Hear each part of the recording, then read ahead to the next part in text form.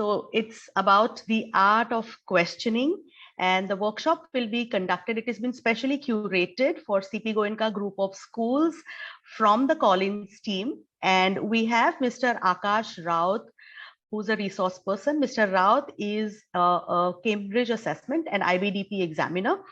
Mr. Sumit will further give you a brief information about Mr. Raut.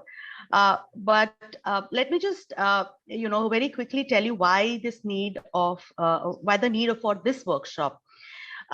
Very often, I mean, all of us, we know that we are all 21st century teachers catering to 21st century learners, and we have been trying a plethora of activities. We have been trying a lot of different strategies to teach, but in somewhere, I just feel that, a very simple act of questioning is not addressed very effectively. And in trying out so many different activities, we forget, and our questioning in the class then again gets limited to either assess the students about what you have taught, and it doesn't really extend, it doesn't build curiosity, and it doesn't create that love for learning and for the learners to find or to drive their learning, right? And that is when I just felt that is there more to questioning? When I asked this question to myself, and when I started researching, I felt that, oh my God, there is so much more to questioning. And I think all of us as educators, we must know and empower our students so that we, are on a right path to cater to the 21st century learners. So I think Mr. Sumit, I will leave you for the introductions for Mr. Akash, and we can start with the workshop. Thank you so much, ma'am, for the warm welcome, and very good afternoon, everybody. We welcome you all to this session on the art of questioning. And before I introduce you to the resource person of the day, let's understand some ground rules so that everybody's on the same page. The session will be moderated by us, and we all will be on mute. And to participate in the session, you've got multiple ways. One of them is you can simply put in your queries in the chat box, either a question or an answer in the chat box, or you can simply raise your hand. You have that feature. You can raise your hand and we shall unmute you, right? And so that we can have the participation from the participants. Now, it's time to introduce the resource person for the day, Mr. Raut. He is an award-winning educator, and he has been working with learners across various age groups, teaching English, humanities, psychology, and life skills for almost 15 long years. He's a Cambridge assessment and IBDP examiner and founder of the social initiative Borderless Education, international teacher trainer, and a life coach. In July 2020, he joined First Steps IB World School, Chandigarh, as a principal, working with the PYP and Cambridge International Curriculum. He's also associated with HarperCollins as a workshop leader. So now, without any further delay, I would request Mr. Raut to take the session forward. Over to you, sir. Thank you so much, Sheetal ma'am and Sumit sir, for this warm welcome and the brief introduction. Really thankful for that.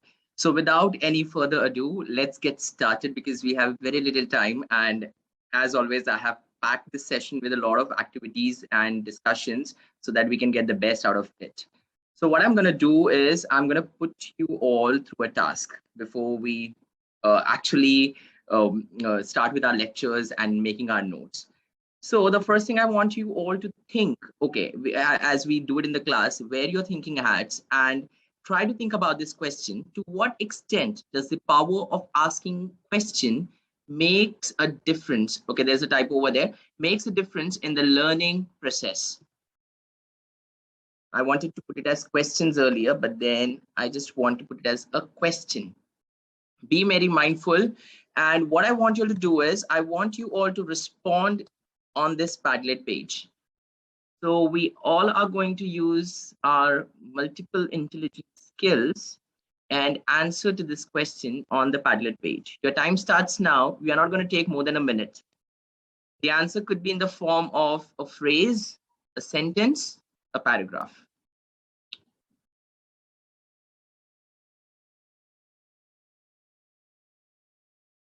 And I'll share the Padlet link. It's already been shared. The question is on the Padlet page. You may just click on the plus sign and start posting your responses.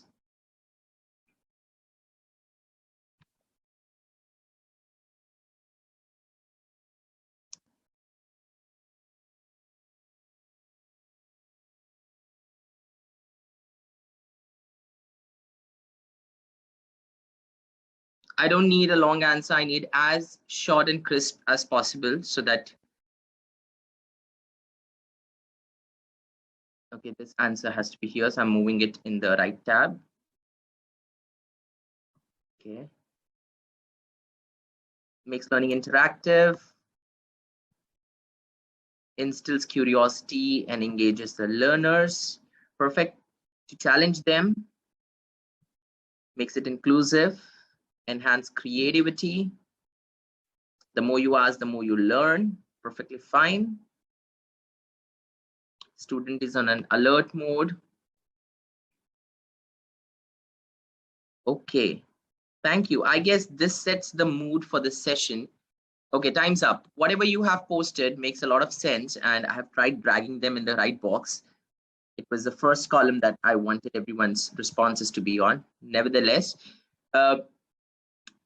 so I guess we all are on the same page when it comes to thinking about the extent to which questioning as a skill makes a difference in the lives of our learners.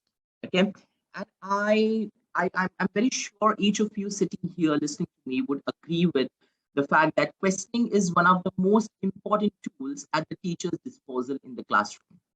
Like, we ask hundreds of questions every day, don't we? And it is perhaps the basic way in which we communicate with our students. The quality of questions that we ask, mind it, the quality of questions that we ask has a direct impact on the progress students make. There is enough research done on it. By asking better questions, we stimulate better progress. I guess most of you have written it in the on the Padlet page over there. And in this session, what I'm going to focus majorly on is I'm going to take you through the Bloom's taxonomy and how will Bloom's taxonomy basically help us to ask really good questions. What I'm more interested to look at is not the question in itself, but the way we portray it, the way we put it across to our students. The art to ask the right questions makes a lot of difference. Okay. Now, if you look at this Bloom's taxonomy, this used to be the older version where the levels were set on the basis of these words: knowledge, comprehension, application, analysis, synthesis, and evaluation. I believe each of us has gone through this quite in detail during our BA training days and at every stage when we form our lesson plans. However, with time, it took a shift and the terminologies were changed to these. Knowledge turned out to be remember. Comprehension turned out to be understand. Then we had apply, analyze, evaluate, create. And next to each of these terminologies, you see the command words. As a Cambridge learner, we very well know command words play a major role in terms of preparing our learners for the assessments. If they're quite sure about the command terms, the command words, they would never falter in terms of answering the question in the appropriate manner. And that's the reason I go back to my words, which I began this session with, that it's not the question, it's the art of asking the right questions. And that plays a major role in our teaching learning. So what I'm going to do now is I'm going to randomly put you all into breakout rooms. Okay. And I believe, oops, my camera just turns off midway. I believe we all are quite familiar with the words of Bloom's taxonomy. If you do not have a copy of it, just Google it right now. I believe you all would be having a copy of Bloom's taxonomy with you. I'm going to put you all into the breakout rooms and I want you to select any 3 verbs, okay, and come up with the best possible question that you can with your team members. All right, so we are going to do this randomly. I'm very sure that each group will have certain number of members to work with. Make it interactive. I'll try to drop into each room as far as possible. And your time starts now. The answers will be on the same Padlet page over here. Just a second. Where you have breakout room activity 1, I just want you to click on the plus sign and type down your questions. Your time starts now. I've opened the breakout rooms. You may just join the breakout room and you will have your participants waiting over there for you.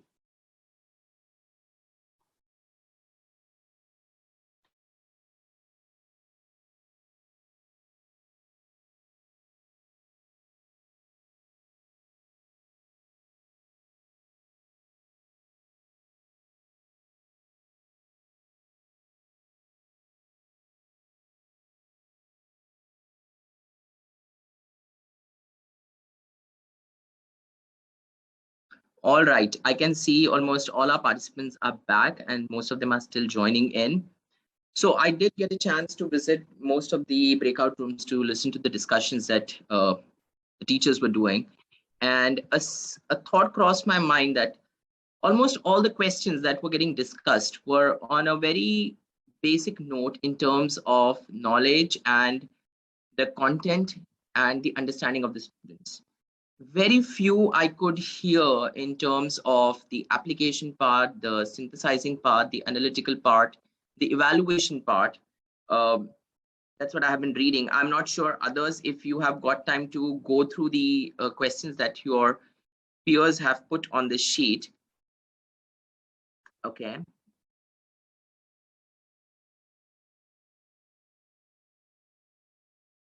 Okay, perfect.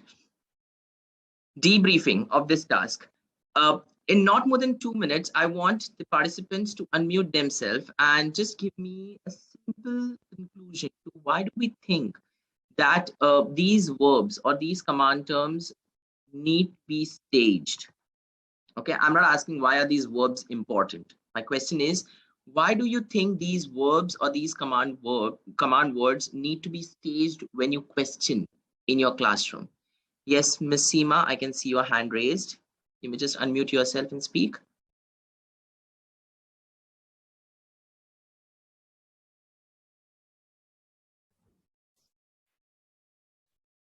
Yes, ma'am, please go on. You're referring to which Seema? Like, I did not raise. Oh, I thought you were raising your hand. No. Anyone else? Sorry, no problem.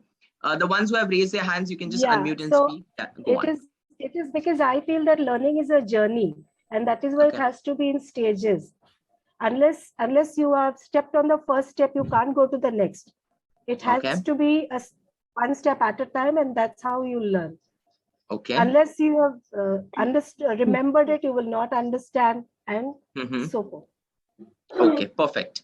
What else? Has there been any other discussion going in the rooms? Just unmute yourself and speak. That's perfectly fine. This is Sarah here.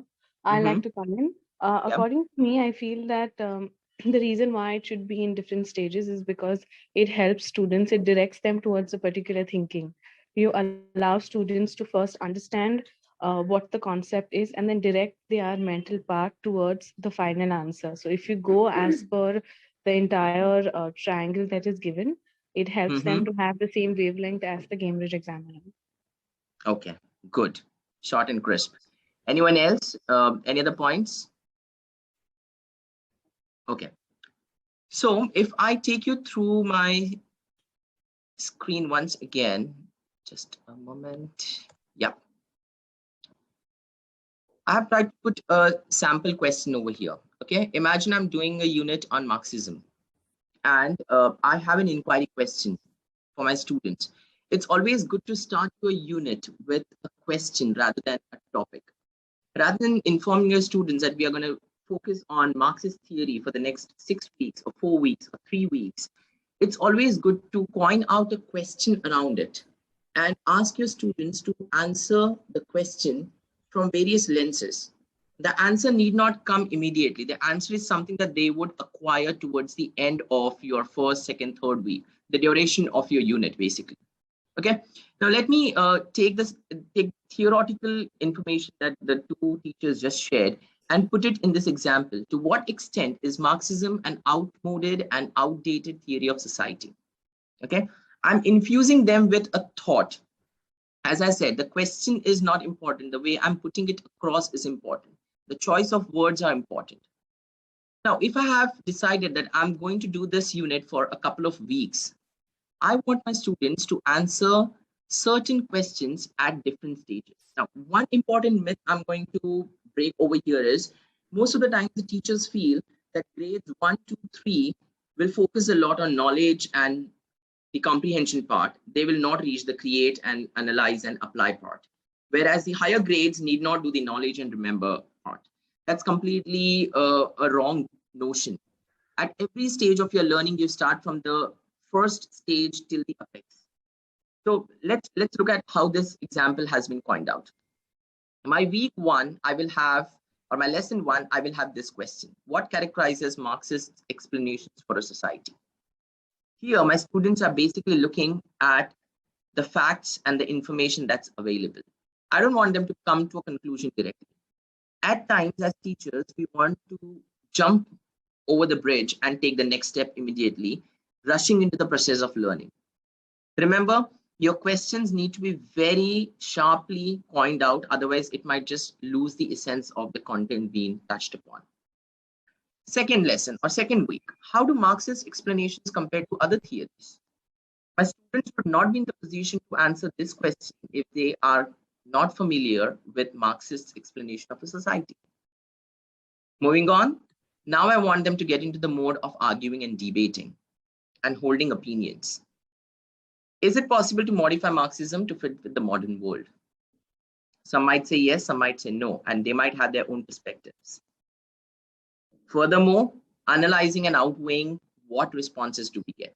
To what extent does Marxism overemphasize the role of class? Why do some sociologists still use Marxism as the basis of their work? How can we best assess the various critics of Marxist thought? I want my students to sum up this entire unit addressing the main question, the main topic question, but I took them through various stages. Rather than me doing the part of teaching, I'm basically helping them to inquire. I'm igniting the curiosity at the start of each week or each lesson. I'm laying the foundation of their learning path. During this, if you look at our ATLs, they are using their thinking skills, their research skills, the communication skills. Some might get offended because that theory is really close to their heart and they might just not like someone else trying to object it. They're working on their self-management skills. So remember, I'm now shifting from your Bloom's taxonomy, the content part, to the application part. That's nothing but our approaches to teaching and learning. How do we as teachers blend in these two ways of making the learning more fun and more engaging? Another example, if you look at these 3 questions, what caused the Great Depression? How would you characterize a metamorphic rock? To what extent do you agree that being fair is more important than justice? The question stems that we have in the beginning. Start delving a lot around this in your classes rather than giving the first-hand information to the students. It's always good to take a backseat and go in the reversal mode. Rather than telling them something, ask. And ask them to utilize these skills in their classroom. I'm very sure each of us sitting over here are very familiar with the various approaches to teaching and learning. It's nothing but the basic recipe of any international curriculum to be implemented. But at the crux of it, at the core of it, lies your questioning skills. How are you refined in the way you ask certain questions? Okay. The later part of our today's session, I'm going to put you all again in the breakout rooms to help you all frame your set of questions. Okay. And questions would be a little different from the ones I'm already seeing on the Padlet. I don't need simple, straightforward questions, compare and contrast X, Y, Z. No. Try to get to a mode where you actually start stressing upon every word asked in your question. That is the way how you make your students think beyond the textbook or beyond the curriculum that's outlined. Okay, we will do it together again in the breakout room. what are we going to do now is I'm going to give you some strategies. Okay, I have put 5 strategies to begin with. One is tailored questioning. Second is students asking and creating questions. Third is extension questions. Fourth is stepped questioning. And fifth is concrete to abstract questioning. Okay, what I'm going to do is I'm not going to tell you what each of these mean. And you all need to be honest and loyal over here that you will not use the Google as your friend. We will get into breakout rooms. This time I'm going to keep the breakout room a little bigger. Okay, and I would appreciate if everyone talks and shares, because that's the purpose of the entire session. You are going to utilize these approaches. Okay, and you are going to pick up one of these strategies. So for instance, what does tailored questioning mean to me? Okay, and can I pick out some examples for it? Only 2 questions. What does a particular strategy mean to me? And can I pick out some examples? Each team will get 5 minutes, like every individual would get 5 minutes. And once we meet again in the main session, one representative of each team will share their responses. Does that work? And then I would give you my take on each of these strategies. If you have mastered these ones, trust me, as a teacher, as an educator, your level of questioning in the class would surely beautify and help your learners. So putting you all back in the breakout room, if you wish, take a screenshot of this. Look at the term itself. No Googling, no referring any other resource. Think of what this terminology might mean and come up with a slight definition and some example questions. But as I mentioned, I need questions slightly better than what I read here. I don't need such straightforward, simple questions. Does that help? Give me a thumbs up if everyone has followed my instructions. Okay, I'm going to create a Google Doc and we all are going to put our questions on the Google Doc so that it becomes CP Goenka, like the Goenka School's document for questioning skills. All your questions, be it around any subject, science, math, English, humanities, it's up to you. Just put down all the questions that comes up as a team. Okay, I'm going to put you all in the breakout room. You all will have not more than 5 minutes to get into this. And your time starts now. All the best.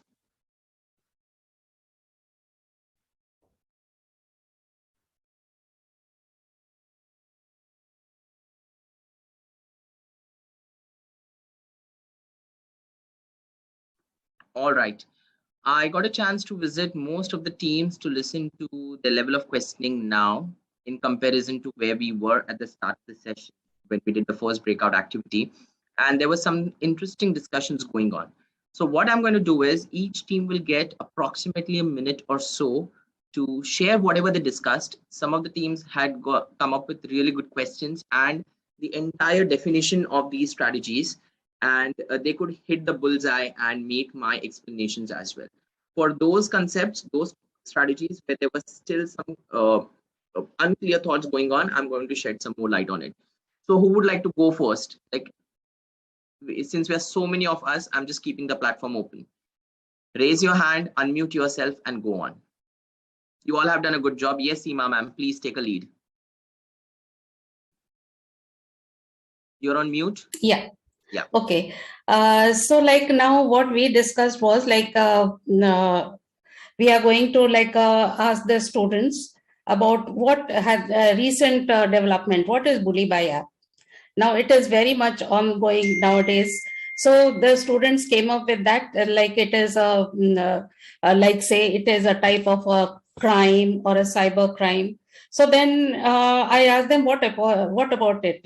If it is a cyber crime, how will you control it? So the students came up with the answer like, okay, it is a crime. It is a cyber crime. So we will try to restrict that and protect ourselves. So what will you protect about yourself? So then they told we'll protect our email ID, we'll protect our name, address and all. So then I asked, what are all these things? Your name, email ID, what are all these things? So they told it is a personal data. I said, yes. So the bang on. So personal data you're going to protect against the security. Okay. So then they came up, then I asked them, these are the personal data. How will you ensure that it is not hacked? Then they came up with like, we'll put antivirus, we'll put some like say firewall. Then I asked them, what are these? Firewall, all these things. What are all these things? So immediately came the answer, these are all computer programs. Then I asked them, what are these computer programs? What is it called as one single word? So that they are not able to come up. So I have to tell them it is a malware. So then malware, then they came up with, I said, how many types of malware you have heard of? So then they came up with the idea like malware, okay, it is a virus, it is a bot. So these things we can get from the students. So after coming to know about this, then I asked like, say, would you like to make it as a career? So if they have to make it a career, then they had to do a research on it and find out like, say, what all avenues are there for them in this field and how they can help the government. Okay. So that's it. So thank you so much, ma'am. That was a really good example. Can you quickly tell all of us what kind of strategy did you use amongst the 5 of them? Stepped questions. Yes. So if you observed, if you heard out what ma'am mentioned just now, the entire lesson, the entire topic was done in the form of questioning, using stepped questioning. All she had to do was frame the correct questions and guide the students to the next step. And her role as a teacher was to monitor and facilitate the students' learning rather than telling everything on her own and students just absorbing it. Thank you so much, ma'am. Next, we have a couple of minutes left. We need to rush a bit. Just unmute yourself and go on, and we all are there to listen to you. Yeah, this is Sumati here. Okay, ma'am. In our group, we were seeing what strategy and what is the approach we would like to use. So we were going with tailored questioning. Okay. So tailored questioning, as per our understanding in our group, what we thought was which will be specific to the child. Tailored means something very specific to the child. So then using thinking skills as one of the approaches. Okay. For tailored questioning, like I have formed one question, for example, that as part of directive principles of state policy, the directive principles of state policy, which is a civics topic, okay, it enlists certain guidelines for the government. So one of the guidelines is to achieve gender equality. So the question could be, how, give your opinion how the government can introduce certain, reforms or certain ideas by which the government can achieve gender equality. Okay. So this is a tailored question in the sense that every child has to give his own idea, his own approach, or his own, what is the suggestion that he is going to give. Okay. So that then we can based on their responses, we can connect it with what already the government has done, or we can say that these kind of measures the government has already taken. So these are all implementation of directive principles that the government has done. Okay, perfect. So if I shed some more light, ma'am, the explanation that you gave was apt. It was correct. The example you modified, that was more of open-ended questioning. So you basically open-endedly ask the question. Now, what happens when it's a tailored question? If I give you a simple example, I'm not rejecting any of your points. They were correct. What I'm trying to say is, let's look at this question once again. One second, where did it go? Yeah. To what extent is Marxism an outdated and outmoded theory of society? If this is the question I have framed for my students, there might be a couple of students in my class who might just ask me, so what's Marxism? Okay. So can you give some examples of Marxist theory? So what I do by tailored questioning is I post my main question to them, and I then ask the students to find the keywords. Based on the keywords, the students will identify whether I know this keyword or not. And they will frame a question for themselves. Oh, I'm completely blank about what's the definition of Marxist theory. So for me, my question is, define Marxism. For someone else, it could be, to what extent does Marxism overemphasize the role of class in our society? As I have put it over here, but when we come to tailored questioning, it's basically, I am unfamiliar about the concept, the level of concept you are expecting me to be. Can I modify it in a certain way to meet my requirements. I hope that clarifies the strategy of tailored questioning. You pose the main question, ask the students to take the keywords, and ask them to modify it as per their level of understanding. Anyone else? Thank you so much, Smriti ma'am. That was indeed useful. Anyone else? We have got 5 more minutes before this meeting would come to an end. I would need some examples for concrete to abstract. Then we also had student asking and creating questions, if any of the teams worked on those strategies. Yes, Mr. Michael, please go ahead, unmute yourself.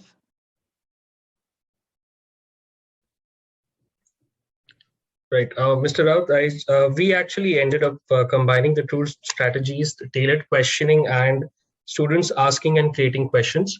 So we started with tailored questioning, where we understood that to tailor a question would be according to the requirement of the student as to where he would be perform, where he would be able to perform his best or give his 100%. So we were sharing an activity where the question was basically report writing. And before we ended up writing a report, I had the students indulge into interviewing each other. And to interview each other, I had given them a few questions like global warming or nuclear fusion. Then there was a nuclear disaster. One of the topics was the future of gaming laptops. Now, all of us were discussing that we don't want to be, in a way hurt the other students. So what we did was we gave the questions, all the 10 questions to the students, ask them to choose a question in which they would be the most comfortable with. So one of the students of mine who is interested into this industry, wants to go into this industry, chose this question, which was the future of gaming laptops. And I had him become the CEO of a gaming laptop company, which is Alienware. And I had someone else, in a way, tailor questions according to the topic. So they made the questions as an interviewer. For example, it was an interview. So the interviewer made the questions on the spot. 10 questions were made, asked the questions to the CEO, which was this kid. And out of all the 10 questions, around 5 answers were taken for the report, around which the report was constructed. And the remaining 5 were turned into quotations. So our thing was that, why not give this student a chance to answer about the things that he's most interested in and will be able to comfortably perform. So we were able to tailor questions, also students creating and asking questions. Students created the questions, they asked questions, they answered, and then that's how we performed in the end. So this is something that we did. Perfect. That was cool. And that was so applicable in a classroom, like language classroom, humanities classroom, where the teacher need not lecture much. The students come up with potential questions that they would like to inquire and ask. Remember, any concept-driven or inquiry-based class would work the best when students ask a lot of questions. Okay. Before the meeting ends, I would like to talk a little bit about concrete to abstract questioning. I did visit one of the breakout rooms, I guess room number 5. I tried to explain them. I thought they would take an initiative and explain it to all of us. But since no one took that up, I would like to bring in a simple concept. Okay.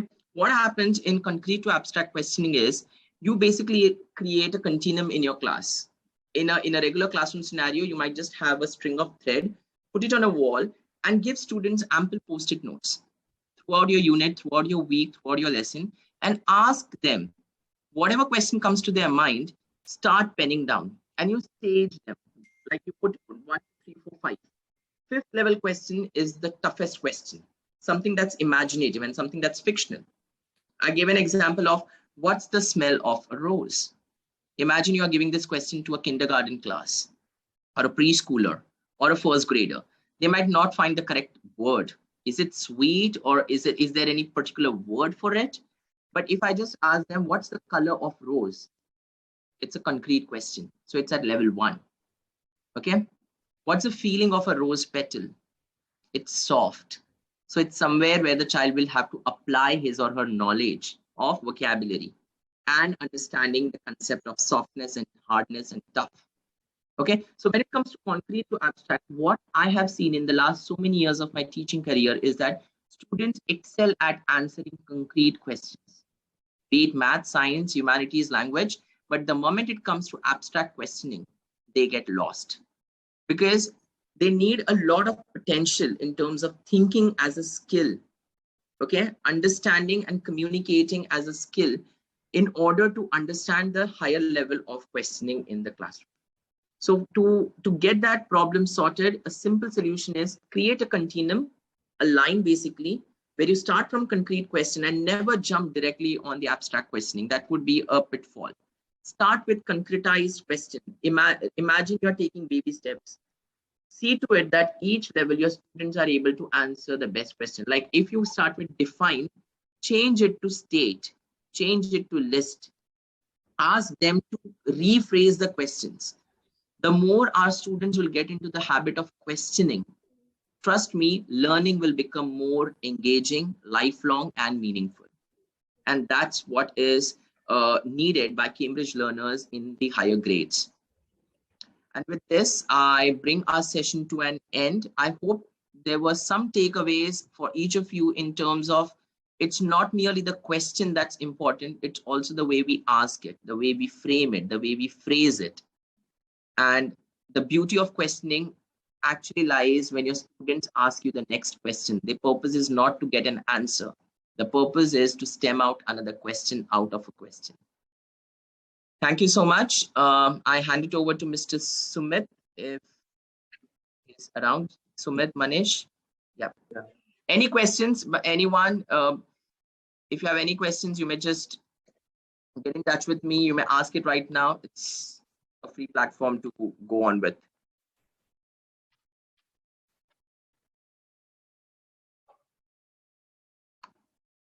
Manish, Sumit, are you around? Yes, yes, Mr. Yes. Okay. Right, so I'm looking at the chat box if there are any questions. There aren't any. I've dropped my email ID in case you wish to get in touch, wish to know more. We had a little cramped up time, but I understand you all also had your working hours and then you all had to join the session. But if you wish to learn more, there are loads of research content that I have around questioning as a skill. I would be more than happy to share them with you, and you can take it ahead and learn and relearn and unlearn and share it with your teammates at school. Thank you. Thank you so much, Mr. Raut. And not just some, there are, I believe, many takeaways from this session, and I'm pretty sure that everybody would agree to that. So thank you so much for giving us your valuable time and giving us such a wonderful knowledge about how to have the questions, how to design the questions so that we are able to enhance the learning as well as the creative thinking, critical thinking, and problem solving of the students, because students, I mean, the questions play an important role in the learning of a child. When you know the art of asking questions, then everything goes in your favor. So thank you so much. And I'm looking at the chat box. All we are getting is the praise for you. The kind of knowledge that you have given, imparted to the participants is really nice, and they are appreciating you for that. So thank you so much for your time, and thank you so much everyone for attending this session. Thank you, Sheetal ma'am, for giving us an opportunity to have an interaction with the teachers, and we wish your speedy recovery. And just a suggestion to everybody, the third wave is at the corner. Please be safe, stay healthy, avoid going outside until unless it's necessary. Please be indoors and take care of it. Thank you so much, everyone, and have a wonderful evening. Bye, everyone. So we are ending the session here. Sir has already mentioned his email ID here. So in case if you want to get in touch with him, please feel free to. Thank you so much. Thank you so much, Manish, for having sir here. Thank you. Bye. Thank you so much. It was a pleasure. Take care. Thank you once again, sir, and thank you. Thank you, my pleasure, sir. It was an engaging session, is what I also loved, because I was also part of one of the breakout sessions. So we look forward to meeting you soon. Thank you. Thank you. Stay safe, stay healthy. Thank you, Manish. I'm ending the meeting for everyone. Have a good